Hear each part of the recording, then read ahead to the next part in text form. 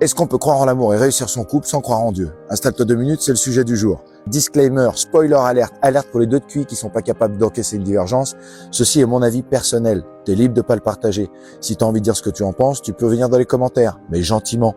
Sinon, t'es libre aussi de tracer ta route et de préférence sans faire de bruit pour pas faire tout le monde. Donc, est-ce qu'on peut croire en l'amour et réussir son couple sans croire en Dieu? Techniquement, oui.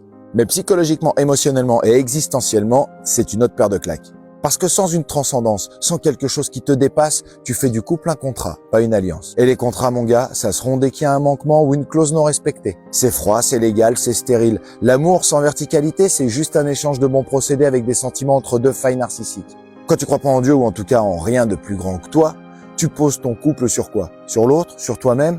Mais l'autre est faillible, changeant, instable. Et toi, t'es pas plus fiable. Je te le dis avec tendresse, ton cœur est une girouette émotionnelle qui tourne au gré de ton confort.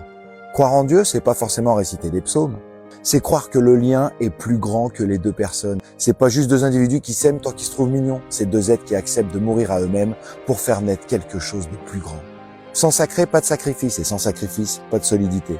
Alors ouais, tu peux essayer de construire un couple sans Dieu, mais prépare-toi à le gérer comme un projet, pas comme un mystère.